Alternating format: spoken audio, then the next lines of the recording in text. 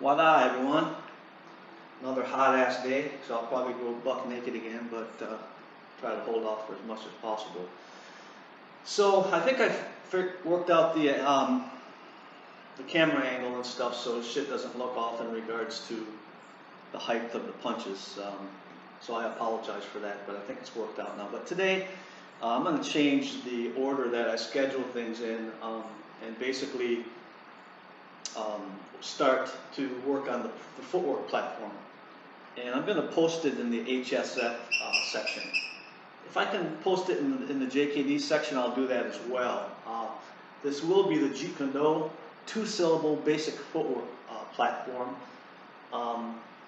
But I'm thinking that this will probably take about 3 or 4 parts in total, maybe even more, to complete the entire footwork platform. And again, the footwork platform comes primarily from 2 sources, which is Jeet Kune Do and Tegukai Lakai's Kali / Panantukan, or expression of boxing and kickboxing. So let's take a look at it, and I'm not going to put any tape on for today, but you can see that I'll be using, I still will illustrate the open and closed stance, and I'll be starting with the closed stance, or the more narrow stance that we did yesterday.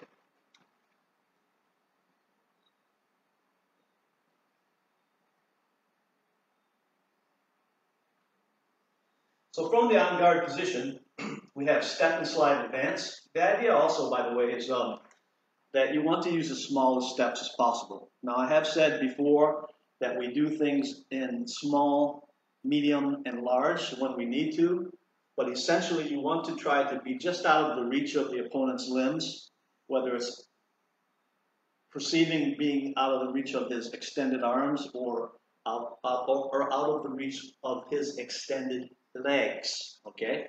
So perception, depth perception, okay? Which is a real dynamic process. It's not something that's easily accomplished. You have to put a lot of sparring time in. So, close stance, 2-syllable basic footwork, small movements.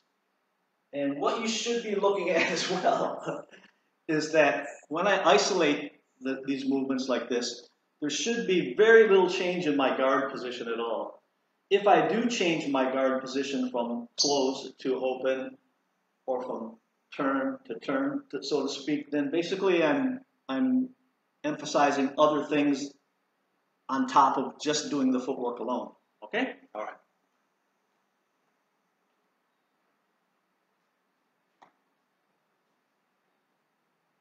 So step and slide advance, advance, advance, retreat, retreat, retreat.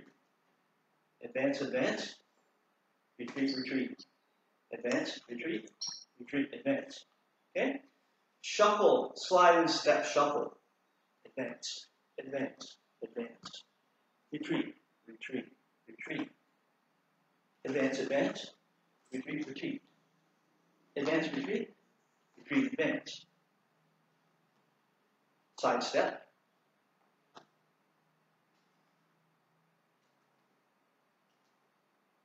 Side step. Side step is also step and slide. Okay, it's a directional footwork. Just like step and slide advance is directional, directional, directional, directional. The slide and step shuffle is the opposite foot really that moves you first. Okay? Now curving. The first series of curving we'll do will be to initiate the curving action with the front foot first, followed by the rear. This is a 2-syllable step, not just 1 foot stepping, but both feet stepping. That's what we mean by 2-syllable.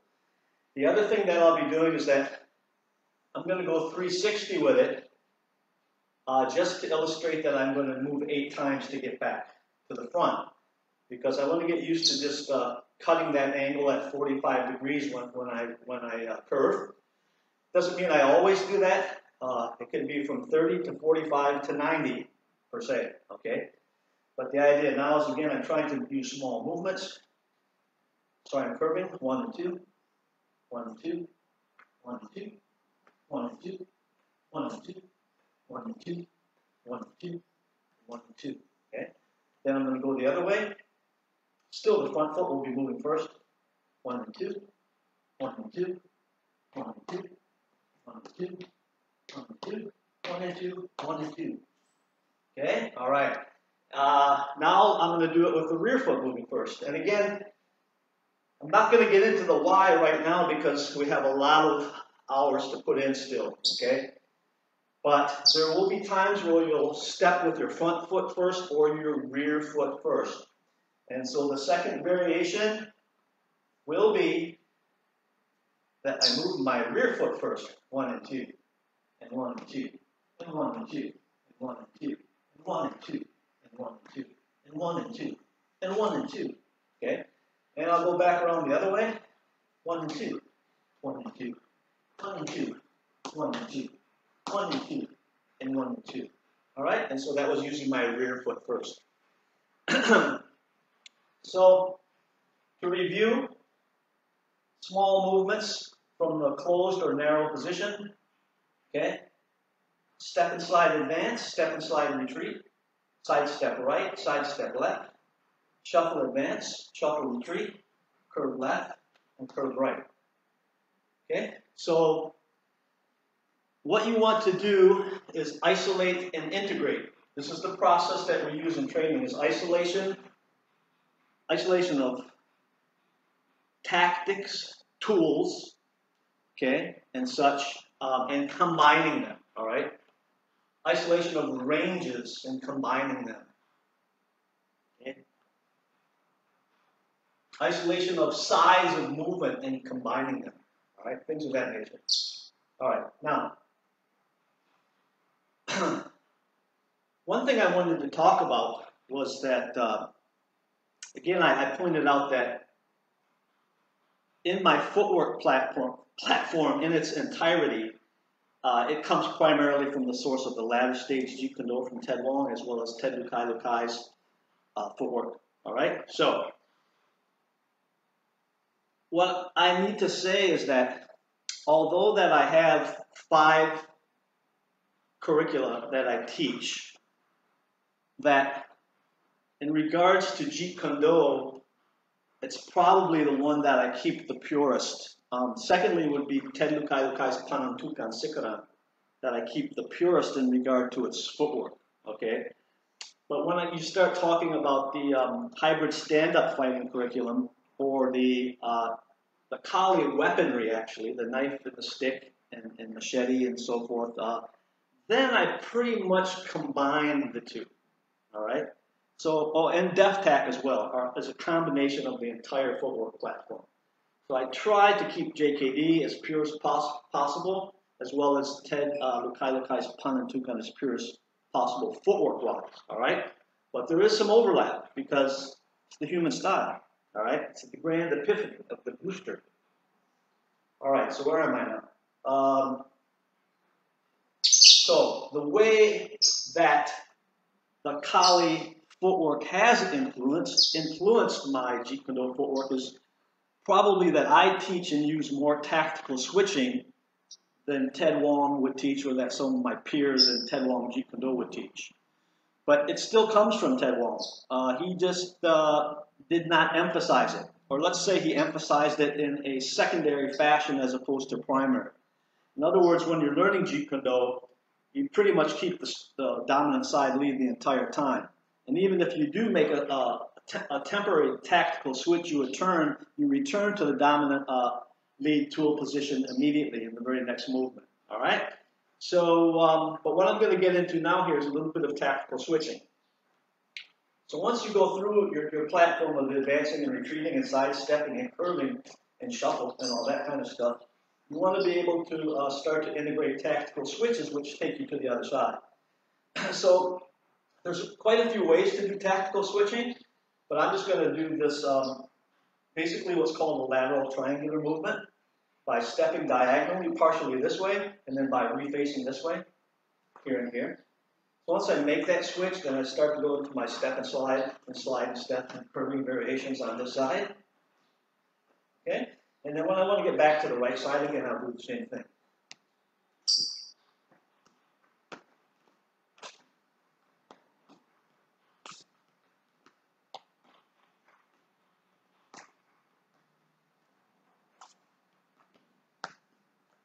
right, so that's the idea of using a safe tactical switch. And when I say a safe tactical switch, it means that I'm not switching by standing in front of the guy. Basically what I'm doing is I'm stealing a corner, so to speak. Okay? I'm using angular principles. I'm using triangular patterns to get to a position and time of advantage. All right? So I already am ingraining the idea of knowing when I'm in front of the opponent and knowing when I'm off to the side of the opponent. All right? Okay, so now I'll go into a little bit of integrated footwork, or what you would call shadowboxing with it. So really I have no pattern now.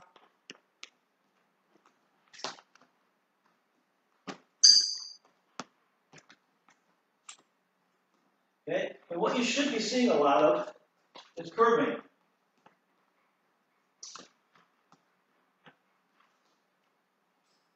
Now you're seeing a little bit more hand motion as well, because I'm actually using head movement to make it easier to step, number one. And number two, I'm using head movement because I want to be an elusive target for my opponent.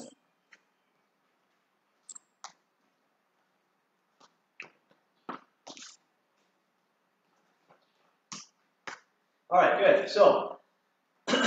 So, shadow boxing with two-syllable footwork only.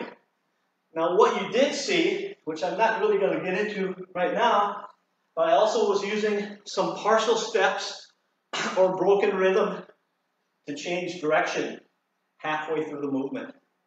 But we will cover that as we go on with the footwork platform, as well as the other facets of the instructional. So, okay, now let's try to do some footwork. Instead of using the closed position with a staggered narrow guard here, that would come up a click, and we're a little bit more open. Okay, so I have my step and slide advance, I have my step and slide retreat, I have my side steps. Okay, but I'm keeping the same more open stance. So I'm not going yet into going from open to closed, okay, or from open to closed yet. All right, I'm isolating a different position, which is the more open stance. Closed, open. Okay? Step and slide advance, step and slide retreat, side step left, side step right. All right? Curve left, curve right, curve right. Okay? Now, talk about shuffle stepping. Realistically, the shuffle now is set up for the diagonal line this way and this way. So I'm shuffling this way and I'm shuffling this way. Okay? You understand what I'm saying? Whereas the narrow closed stance primarily, not secondarily, primarily facilitates staying on that line. Until I begin to integrate curving into the mix. Okay, what do I mean by curving? Okay, so I can curve with step and slide movements or push step movements in attacking footwork, but I can also curve in relation to shuffling movements. You seeing it? You see the circular movement? And I'm using my hands here just to be expressive because I'm wanting to show some upper body pendulum movement that you will sometimes use, whereas other times you will keep your back perfectly straight. Sometimes I lean. Okay? Sometimes I will keep it perfectly straight. You can also go back at this angle and shuffle and curve. Whoa. So when you talk about the backwards movements on the shuffle retreats, so to speak, you have the straight down the center. You have curving backwards to the right, to my right. You have curving backwards to my left. Okay? In the more open position, I have angular shuffling that's facilitated primarily, but I can also use it to be in a more, starting in the more open position to being back to the closed position. See what I'm getting at now?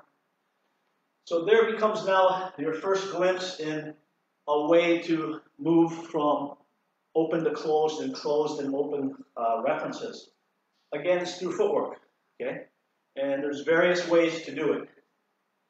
All right? I think I have way more time left, so I'm going to have to take this a little bit further. And so I'll take a little bit further by adding some attacking footwork. So to differentiate, again, I'm going to go back to the closed position. To differentiate between step and slide advance and push-off step. They look the same somewhat, but I think you can just see the difference, can't you? Or didn't you? All right? So step and slide is a really great description for what it is because it's a step and slide. A push-off step is pushing yourself off and allowing your mask to go forward. Rolling down on heel-toe sometimes, and sometimes landing on the toe-to-heel for various reasons that we will get into. All right? Then, of course, you have the burst, which is used for kicking. Okay, as you saw in some of the teaser clips where I played around with bursting in. A burst is also called a replacement step. It's moving this rear foot to the lead foot. The mistakes that I see made many times is crossing instead of replacing on the power line. So what the hell is the power line again? Toe to the center of the foot. So when I replace straight. Okay? And again, like I said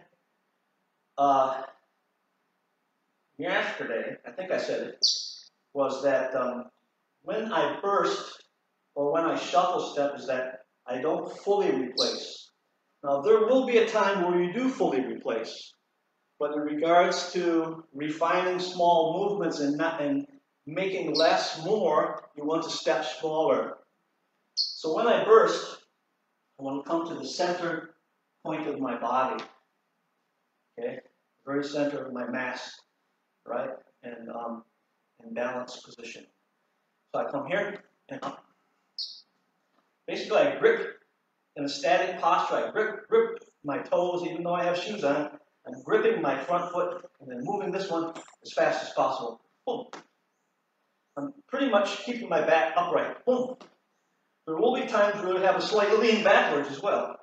Very, very slight lean, depending on the circumstances of what you're trying to do. Okay? All right? All right, so that would be the burst. All right? So what you need to begin to do now is when just using those two forms of attacking footwork is that when you start shadowboxing here, that you put those movements in. So when I curve, and shuffle, then I push and I burst. And I move, and I move. And I burst and I push. Okay, that time I did stutter step. And I burst and I push. And I push and I burst. I push and I push. Curve. Burst. All right? All right. So I think the last thing I'll add with the attacking footwork combined with the two-syllable basic footwork is the angle out push step. Okay? As well as the pivot burst or curving burst. And I think you can figure out why I'm doing it. Okay? So either from the closed or a more open position, I can push out and curve in. Okay? Or I can curve in and push in. Okay? So I use the term curve or pivot alternately. So they mean the same thing. Although usually when I use the two terms, curving, I usually use the term curving when the footwork is just the basic footwork. And then when I use it to attack with, I usually call it a pivot. But it means the same thing. Okay? So we had the linear power line, or middle power line. Okay? We have the push step and the burst. Okay? Then we have the burst and the push step. That time I fell into it. And then we have the burst plus the landing and the stutter, which I pushed into. Okay? Then we had the outward angle push-off step. Okay? Then we had the inward pivot burst. Okay? Then also we can combine them in different ways. We can go ahead and do the pivot burst into a push. Pivot push, sorry, yeah. You can still call that a pivot as well. Okay, the pivot push into the pivot burst. And of course you would integrate that step and slide, slide and step, side step, and curving.